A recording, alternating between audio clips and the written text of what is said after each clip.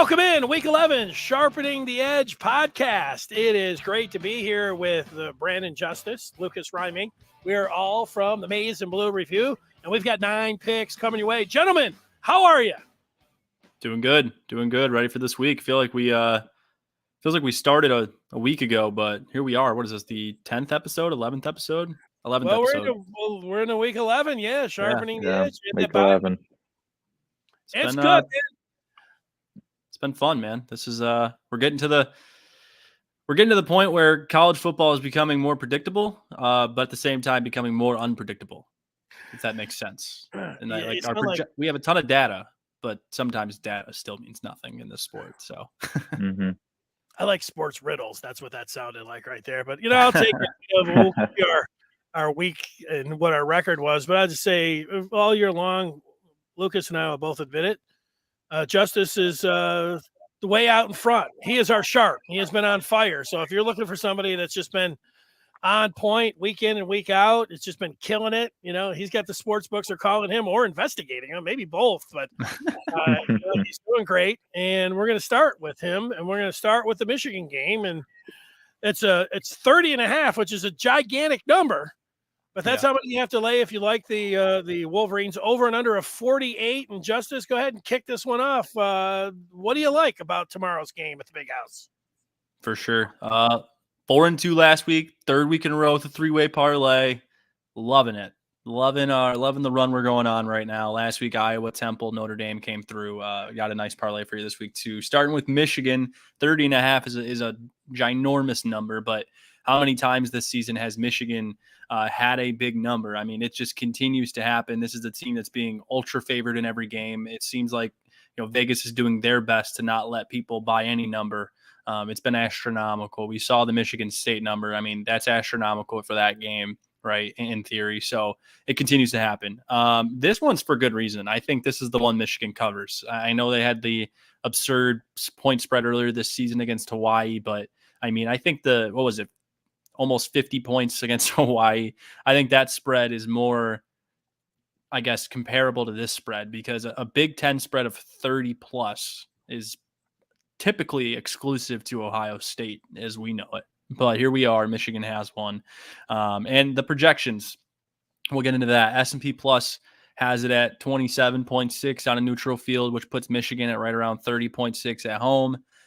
We've been talking about Tyler Shoemaker's projections lately over the past few weeks. Continues to be good at what he does in the projection world. He's 14 units ahead of 500 right now, which is extremely good. For those who don't know, like if you're betting $100 per bet, I mean, he's up 14 of those. So you'd be up theoretically 1,400, and with some money lines in there would put you a bit higher, and then some 110 odds put you a bit lower. So give or take right around there. And he projects this game at 36.5. And that's telling, I think. He continues to have good projections. If it was a 1 or 2 point discrepancy, it would be different, but at 6.5 points, I went ahead and wrote down Michigan minus 30.5 in the spread. I think Nebraska's defense stands no chance tomorrow. The Husker defense is 107th in rush success, whereas Michigan's offense is 3rd in rush success rate. Michigan is 15th in the country in line yards offensively. Nebraska is 91st. Nebraska's defense is 104th against the pass. Michigan has the 11th best pass success rate in the country.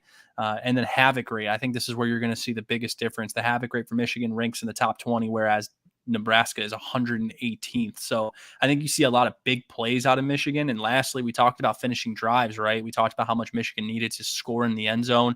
Last week, we said Rutgers was one of those teams that gave them an opportunity to work on that with a bit of forgiveness, because they're not as good, obviously. Same situation this week. Nebraska 94th in finishing drives, and all of a sudden Michigan's up to 14th in the country finishing drives, having finished 6th last week. So, all signs point towards Michigan being able to run through Nebraska.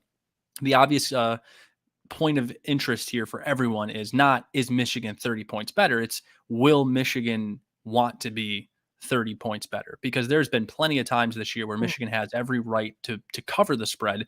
They just simply choose not to push the agenda. They want to get out of there healthy. They win the game, and they don't care about points. We've known that about Harbaugh for a decade plus. So that's really the only drawback. And that's always going to be relevant when taking a Michigan spread of this magnitude. But, I just really think all signs are pointing towards taking Michigan in this one. It's all the way up to 31 now, poking up to 31.5. And I wrote down 30.5 about an hour ago. So, with that, seeing that type of movement is telling. So that's where I'm at with Michigan. I got the spread 30.5. I tell you this, the last 4 weeks, I wish at halftime I'd have had the money line on the Hoosiers, the Nittany Lions, the Spartans, and even the Scarlet Knights last week. But I think that's the play. I think you get to halftime, and it's going to be Michigan maybe is only going to be up like 10 or we get a touchdown. Then you can just jump on them then because they're clearly that second half team. That's the way I would do it. But I have a final written down. I think Nebraska will score 14 points in the first half, but I don't think they'll score any in the second half.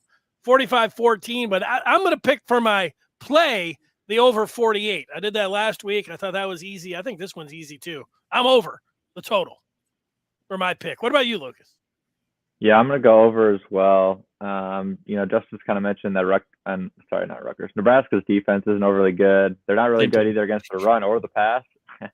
So balanced.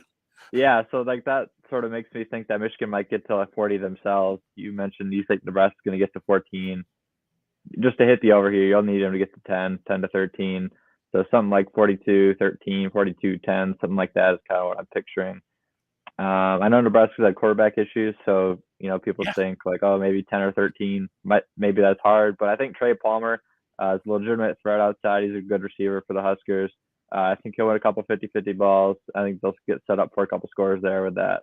So that's why I think Nebraska can get to 10 to 13 points. So I'll take the over as well.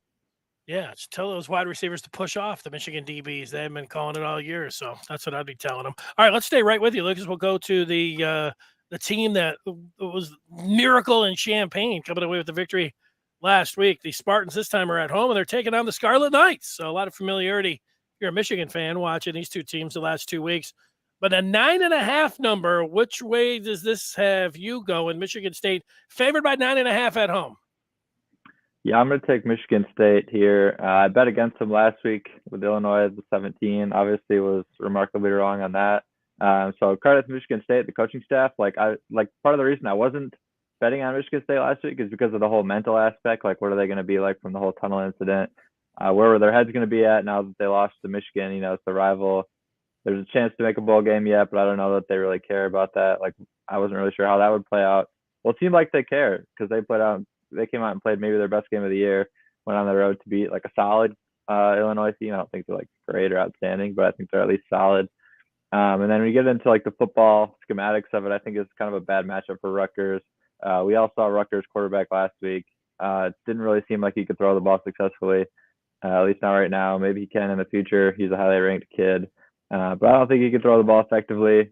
And Michigan State's defense, we've talked about it all year, like they're really bad through the air. But against the run, they're really not that bad. They're decent. So I think it's kind of a bad matchup there for Rutgers. I think they're going to be able to at least score enough here. I thought about just taking like the game under, but I don't know. I could see this going like 21-10, something like that. But I'll take MSU in the points to 9.5 at home against the Scarlet Knights. I'm just going to jump right up on and follow you because I like Michigan State in this game as well. They were good for me last week, and I just think a nice 10-point win seems like an order. So 27-17, Michigan State, I'll lay the 9.5 up to the guru and our sharp Justice. So I'm with you guys. I think Michigan State's the play this weekend, 110%. This is one I feel good about. I think even if we weren't even talking about Michigan State weekly, this is one we might bring up as one of the picks. They're getting a ton of action as it is. A lot of people are on Michigan State. On top of that, we mentioned Shoemaker's projections. He's got it at nearly 16 in favor of Michigan State. And then you look at the spot. I think we can always look at the spot and find out a lot about a game, right? Michigan State's back at home. They traveled to Chicago. They went, not literally Chicago, but they went to Illinois. Not far of a trip. It's an easy week for them. They went and they won. And they came back, and now they can relax until they play at home. Obviously, there's still many things going on internally regarding the investigation and all of that. But as a team, the ones who are playing, it really seems like, based on last week, they're using that as maybe a motivational tactic to kind of turn the season around. Coming off of a win against Illinois, it would be super duper college football for Michigan State to lose a game to Rutgers at home.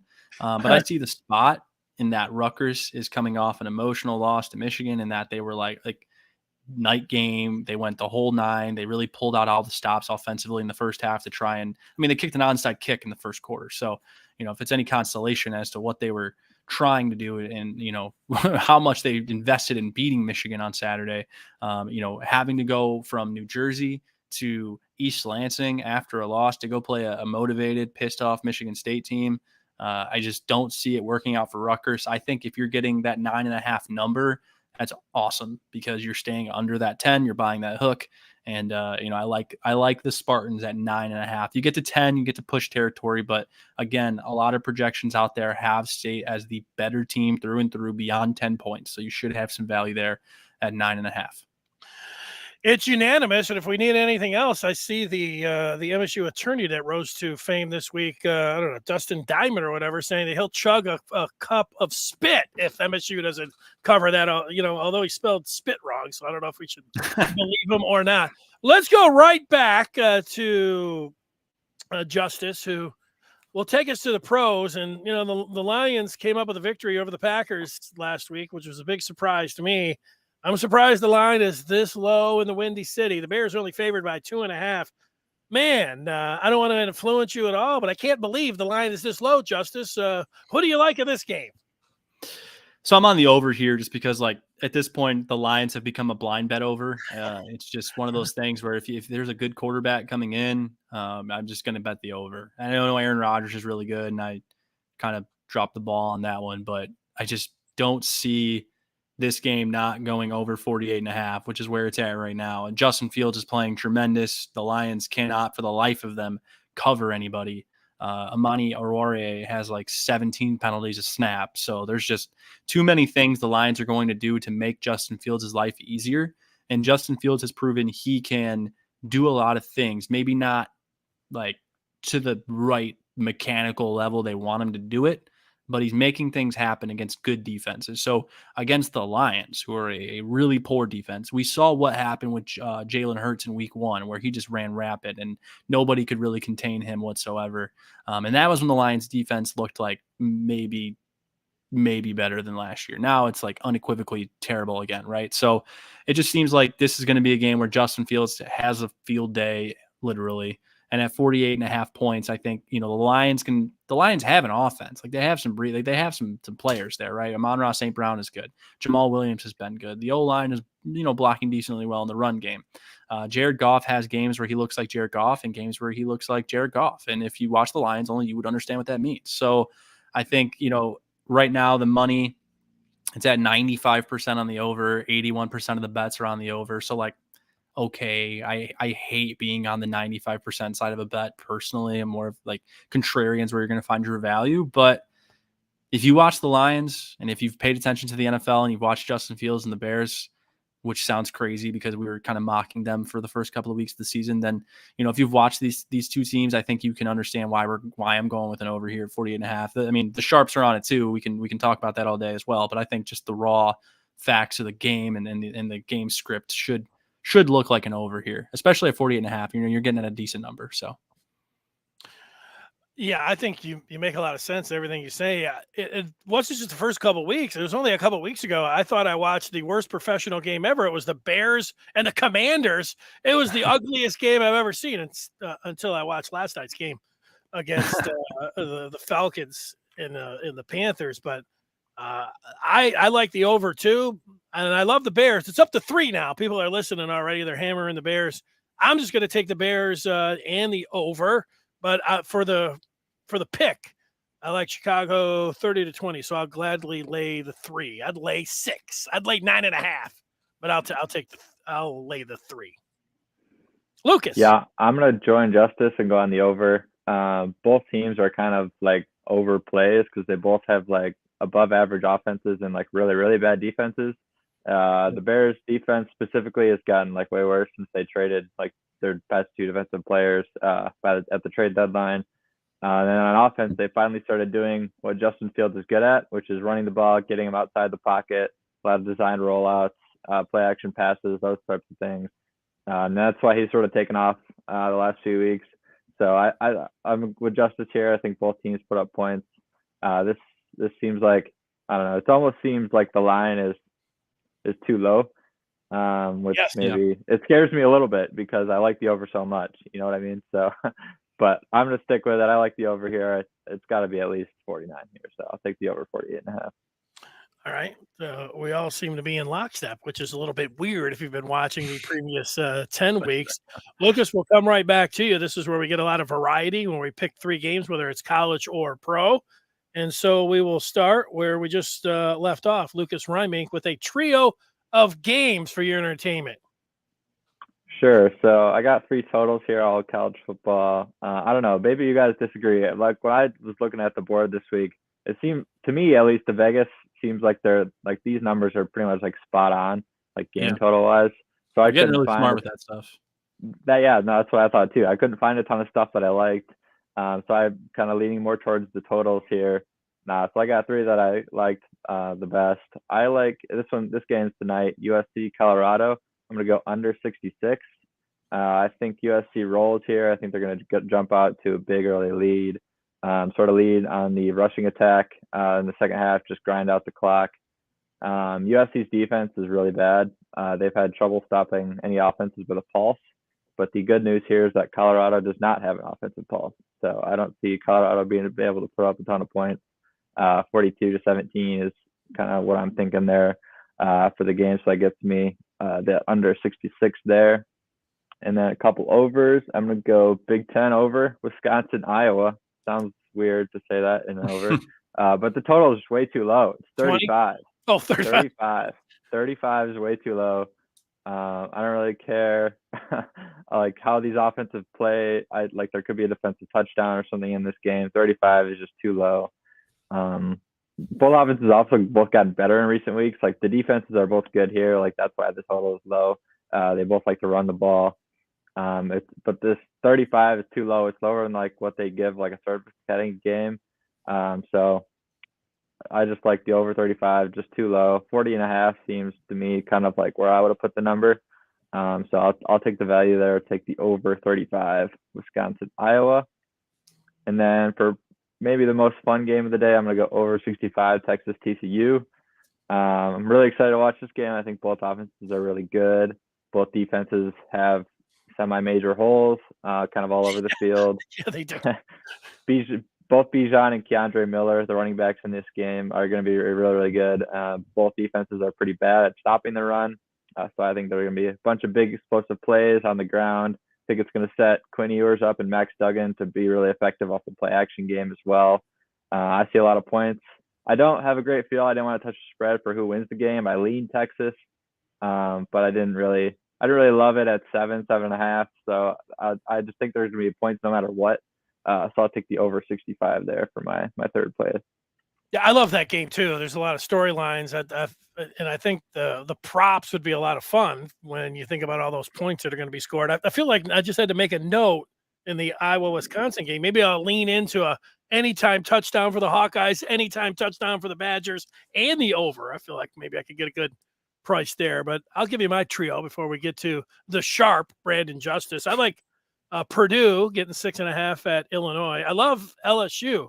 Only minus 3.5 at Arkansas. That's a rivalry, but LSU, the way they look right now, with the way their quarterback's playing, I think that they'll be able to cover that 3.5. And I am going to take TCU. I love all the angles in this game, so I'm getting a lot of this action on Saturday night. I'll take TCU plus 7.5. I'm almost ready to take them on the money line, but for right here, I'm going to take them plus 7.5. So Purdue plus 6.5, LSU minus 3.5. And give me the Horned Frogs plus 7.5. It's fun to say, taking the Horned Frogs. And try it at home.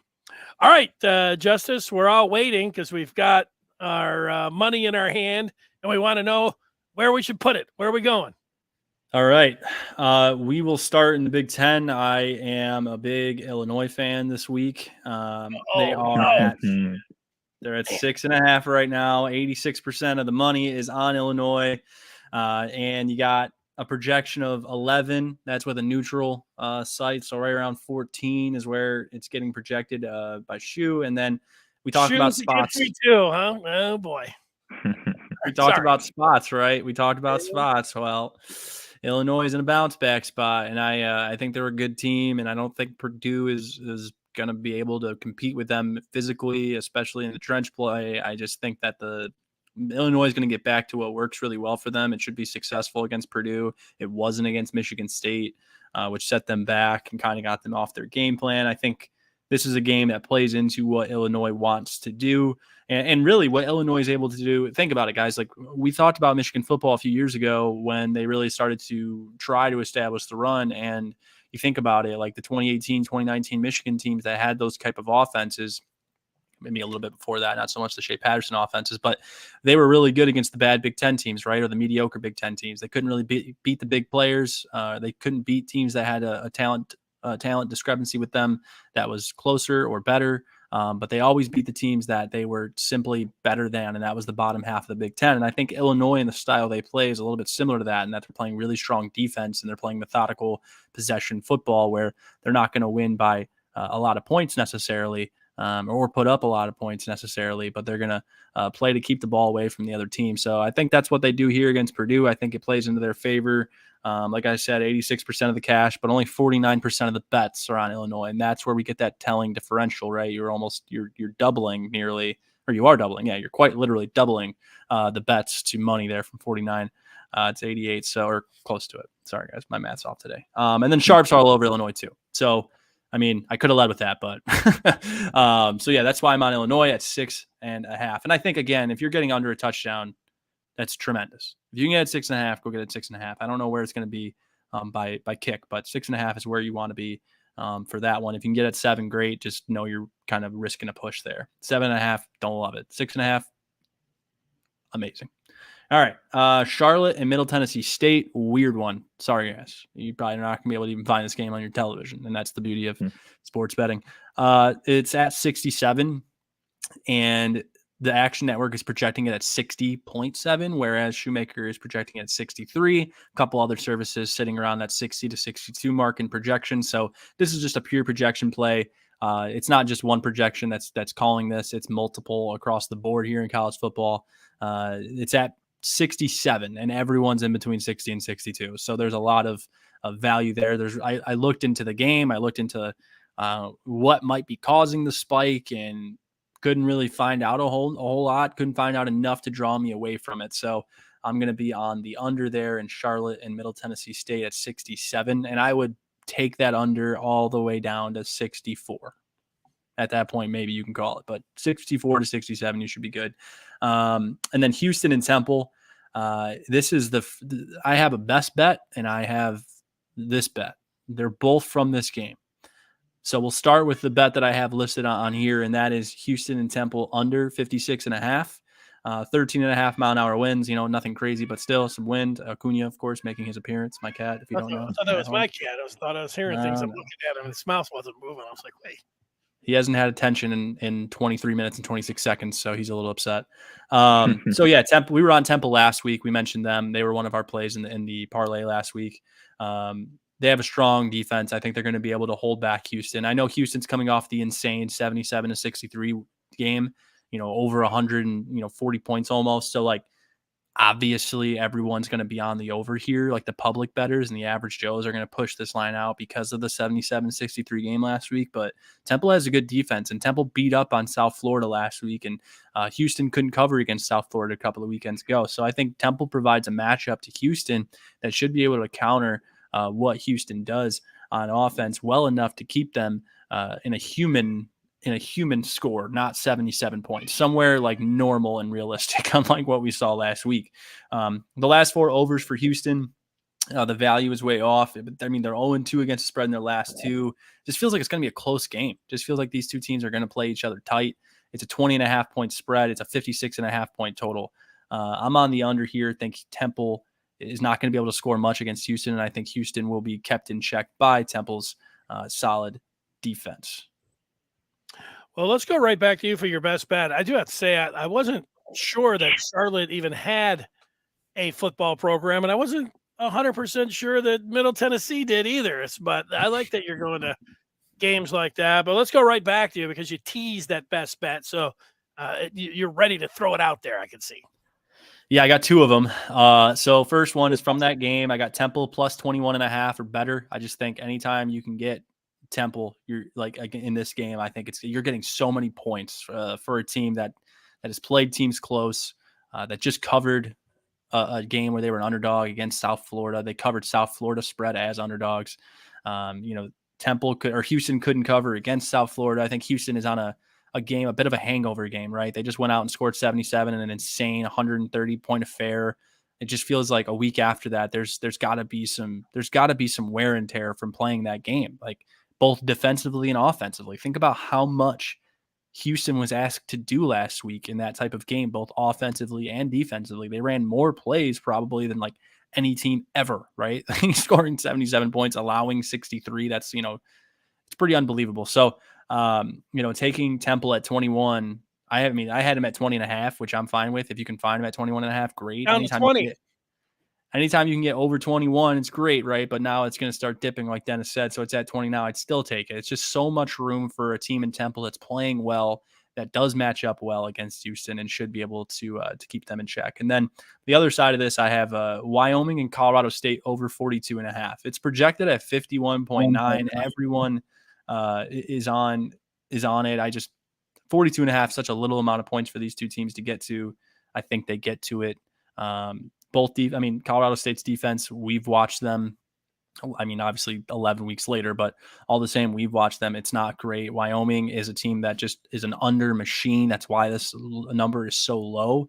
But I think you're getting a good number here. I think Jay Norvell is going to air raid the crap out of this game, and getting to 42.5 isn't that difficult. And with the projections well over that, almost 10 points higher than that, I think you're getting a ton of value. So those are my two best bets: Wyoming, Colorado State over 42.5, and Temple plus 20, because that's what it's at now. And I'd still take it at plus 20. So, all right. And just to be clear, that's a football game, Temple in Houston. That's not basketball. Yes. We're talking about 77 points scored. Okay. All right. I like unbelievable game last week. I put them on the Den, our best bets, in the thread. Everybody can watch this and get all of our picks, but I put the locks right there in the thread available for everyone. So we're all now waiting as I bring the pen out for Lucas's Reimink's lock of the week. Sure. I'm going to do a little bit of a different play here as well. I'm going to go UNC team total over 36.5. They are matching up against Wake Forest. I wanted to go the full game total here, but it's just 77. So that's just too high for me to touch. I just couldn't quite do it. Neither defense in this game can really stop anybody. Wake Forest was scoring a bunch of points early, and then Sam Hartman the last couple of weeks has been throwing the ball to the other team way too much. He's had 6 picks in the last 2 games. I also was leaning North Carolina to win the game, but I couldn't quite pull the trigger on that either because their defense is so bad. So it's really hard for me to bet on UNC in any capacity against a quality team just because their defense is so bad. But Wake's defense is also similarly bad. I think we got a shootout here. I don't know if it'll quite get to the 77 that the total is listed at. But I do think the best bet in this game and my best bet for the week is UNC just getting over that 36.5. Drake May, to me, has been one of the best quarterbacks in the country this year. He's got tremendous numbers. And if any of you have seen the Heisman comparison, like the player A, player B, player C type games, but his numbers are better than Stroud. They're better than Bryce Young's, at least so far.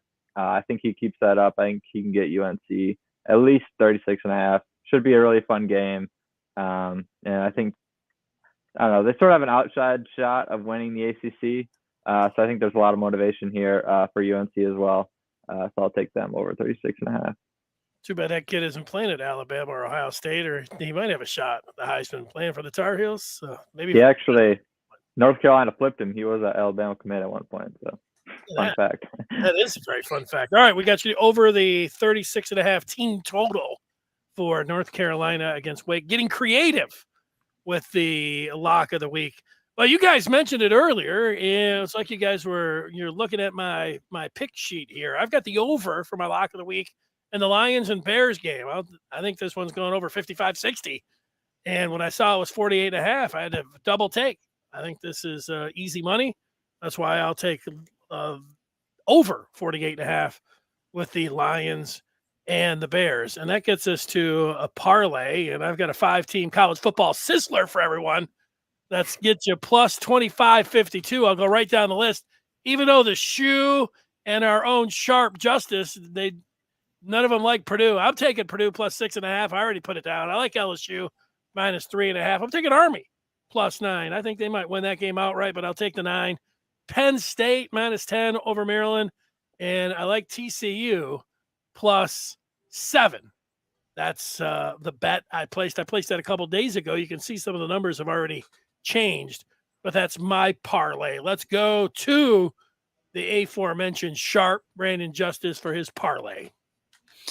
You're gonna hate this. I got Wake Forest money line against North Carolina. It's at minus 188. I've got Iowa State money line at Oklahoma State minus 125. Earmuffs, Dennis.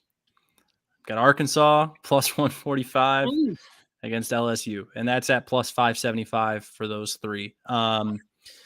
Wake Forest. I mean, the system remains the same. We've gone 3-0 and 3-team parlays the last 3 weeks. The system is essentially take close spreads where there's action on one side. So all these spreads are close, and there's action on one team here. I continue to love underdogs that are plus 4.5 or lower, getting a lot of action instead of taking that spread, just putting them into a parlay and grabbing that money line. That's what I see with Arkansas. They're getting a lot of action right now and down to 3.5 at home against LSU in a hangover spot for the Tigers. Brian Kelly we'll see what he's made of in a spot like this. We'll see what he can do from a coaching perspective to keep his team, locked in and on the surface. We just see this too many times in college football. We see huge wins for a team, and then we see them go on the road against a team that's good, not great, but good, and get beat. So I'm going to take Arkansas plus 145. Iowa State is getting a lot of action. They're 1.5-point favorites against Oklahoma State. Sharps are all over them.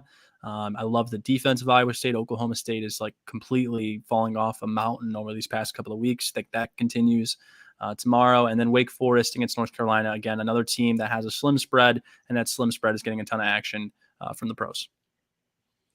Yeah, the Sharp and the shoe, Justice and the shoe. All right, one of these weeks, you can't be smashing the the win button like you are every week. Maybe this is the week that you do it. All right, Lucas, you have last week you hit your parlay, right, or was it the week before? No, it was the week before. I was 2-1 in my 3-team parlay last week. So that doesn't count. I know. I was close. Take it from me. Take it from me. So, anyways, I'm going to go with another college football money line parlay here. I've been a lot closer since I started switching to this model, so I'm just going to keep up with it. So the 4 teams I picked this week are all fairly heavy favorites. I'm going to go Bama just to win at Ole Miss. I think it's a good bounce back spot for Bama. Lane Kiffin's been buttering up Bama in the media this week. A lot. I think he knows how good this Alabama team is. A lot of the questions I have about Bama are all motivation related now that they're seemingly out of the playoff race. But even if they're not motivated, I just don't see Ole Miss being able to run the ball over the field against Bama like they have been able to a lot against a lot of the other teams in the SEC. So I think Bama can win that game. Then I'll take Penn State just to beat Maryland. I like them against the spread as well. I just don't think that they're going to have that many issues containing Maryland. It's a good matchup for them with their good secondary going against the strength of that Maryland team, which is the passing game. And MSU, I'm going to take them to beat Rutgers. I mentioned earlier, I think it's a good matchup for them as well, just because Rutgers can't really throw the ball. The way to beat MSU is to throw the ball effectively. So I think they're going to be able to take care of business there. And then Georgia, just to win on the road. They got Mississippi State this week. They look unstoppable right now. I don't really want to touch the spread because it could be somewhat of a down game coming off a big win. But I do think they'll at least win. So those 4 teams combined gets you to plus 125. So I like the odds there, getting plus money on all those teams. So you love having that plus next to it at the end. So that gets us to probably the most fun piece, and that is a prop. There's so many different things that you can do with them. It's enjoyable making the selection. And so let's stay right there with Lucus Reimink for his prop of the week. Sure. So I'm going to go back to the TCU Texas game. I got Bijan Robinson going over 124.5 rushing yards. I think this is kind of the key to the game for me about who's going to end up winning this game is who can control the opposing line of scrimmage on the ground. Both teams are good at running the ball. I think Texas is going to have more success running the ball. Both their lines of scrimmage, I just think, are a little bit better than what TCU has seen this year. And I think Sark also knows Bijan is the key really for this offense because Quinn Ewers play action is quite a bit better than he is if like just straight pass set. He's kind of struggled at times to make like full field reads and make the correct decisions and throw the ball accurately. So I think Sark knows that. He's a really good coordinator. He'll scheme up some touchdowns. I like the over, like I mentioned earlier as well. And I think he's going to lead on Bijan to carry him home in this game as well. So over 125. I might as well jump in because I'm going to be prop, teasing, and money line in this game. And my prop is from the TCU Texas game. I like the over 2.5 touchdowns for Quinn Ewers, but I'm going to be jumping on the over passing totals for both quarterbacks in that game and probably getting them on a same game parlay. But the one for the purposes here, Quinn Ewers, over 2.5 touchdowns. You get plus 130 for that. Smash. All right, let's go to Brandon Justice.